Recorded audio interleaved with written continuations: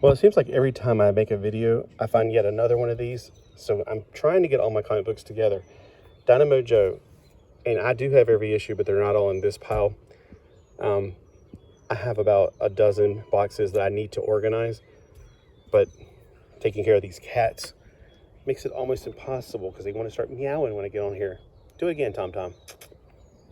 Let everybody know that you're down there. All right, so let's take a look. We have Dynamo Joe number 1,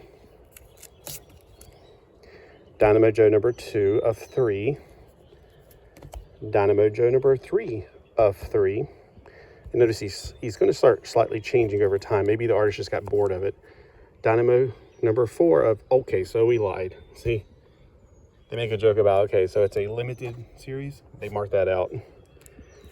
And then it's not even order here. Like, this is number 8. This is a fantastic, I wish I could make a poster of this and put on my wall. That's an awesome cover. The covers on these, well, most of these are fantastic. Like, that's a pretty awesome cover. Very 80s looking. And here's number 5.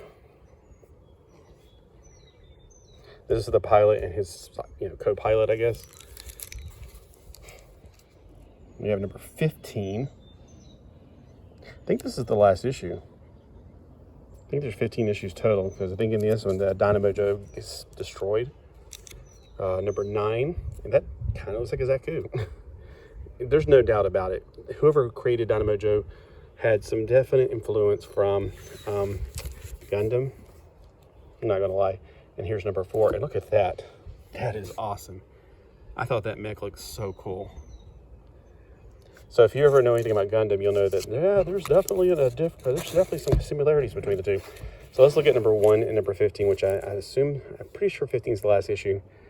See how he looks at number 1 compared to how he ended up at number 15. So yes, there's definitely been some changes to him over time. Every time he gets destroyed or damaged or whatever, they just repair him, fix him up, make some few modifications on him, sends him back out to the war. So that's one of the things I like, is that this robot is not stagnant. He does change over time. And that's the way it should be, because if you have a robot and you're in a war, if you're fighting, you're not just going to scrap your robot and get a new one.